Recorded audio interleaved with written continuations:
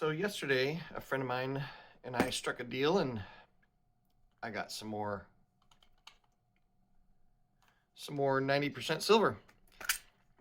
So he owed me about 160 bucks for a trade we did, and I said, if you got any silver, I'll take that. And he was happy to do it. He's not really, he saves most of his good stuff for himself, but if I'm going to make a deal, I'll do it in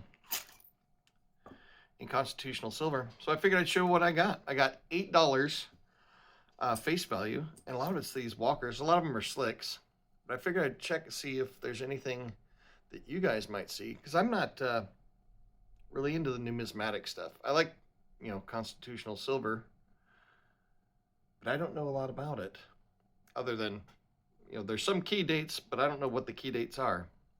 So I figured I'd show off each one, see if there's anything you guys saw in there. Looks like 1918.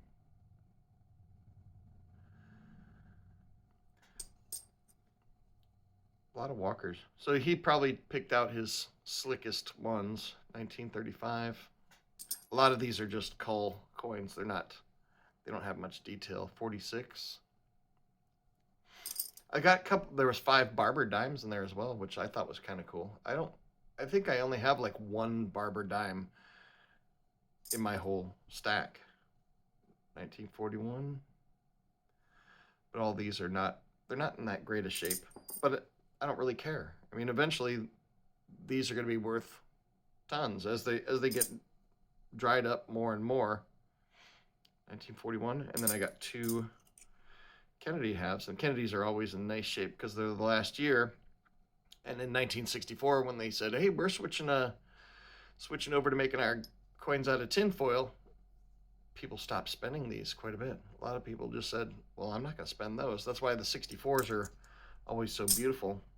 And here's the barber dimes. See if there's anything fancy in there. 1912. I'm not sure what to look for, really. I guess I could have gone on YouTube and searched out numismatics. Here's a ugly one. Looks like 1916. I don't even know where the proof marks or where the mint marks are on these. 1904.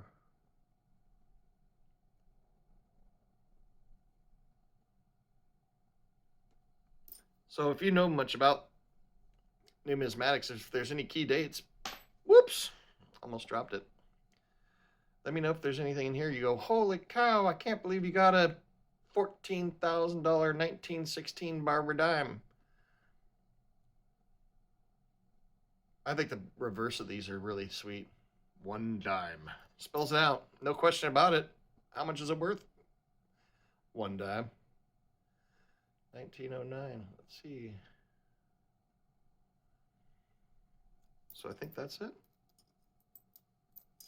Yeah, 5 barber dimes, and the rest are mercuries. These are a little bit nicer. Come on. Why won't my phone look at it? I'm using my Sony instead of my iPhone. My Sony Xperia. I like to learn things. I always like to learn things. Even though I've been stacking for 30 plus years. 1941. I still learn stuff all the time. Subscribe to a lot of smaller YouTubers, and I learned so much from those guys. It's incredible. Most people just default to the big ones like Silver Dragons or all these big stacking channels. 1943. All these are going to have pretty good amount of wear on them. This one's pretty nice. Camera's not showing the wear or the detail in the very well. 1942. 1935. Man, the backside of that thing is really slick. 42. Let me know if you like seeing the individual coins or whatever. I'm sure this guy's probably picked out anything worth anything. There's a 43. I never even bother to ask him if he goes through all his coins and looks for key dates. 1945. But I like the coin roll hunting videos enough to where I thought maybe this will be interesting, maybe not. Can't even see what date that is. Time for the loop. Where'd my loop go? Well, I lost my jeweler's loop. Zoom in, zoom in. What year is that? I can't read it.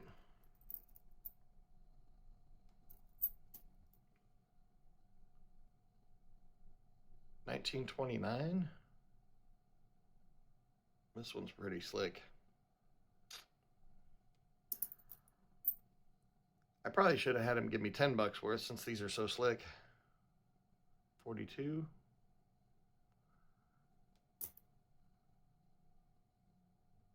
$30, 1936, is it? I'll have to post this video and then zoom in to know what it is. Looks like 36.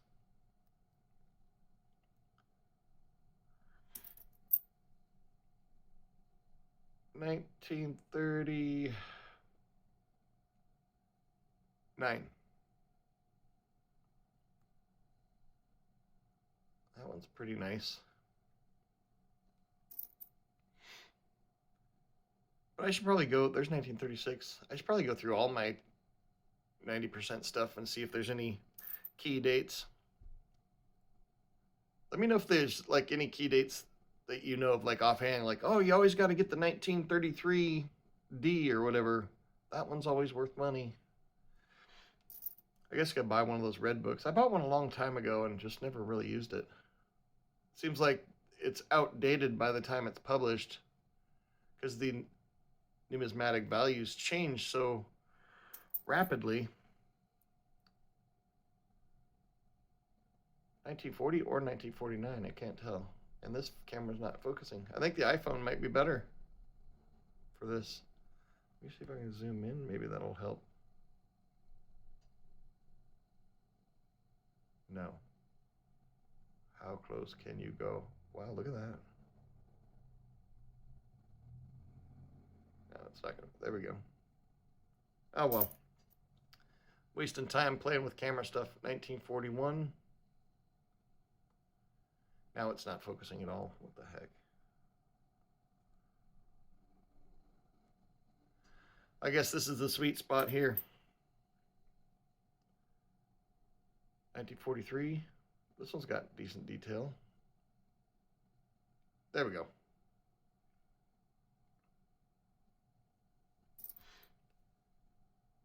$1941 again.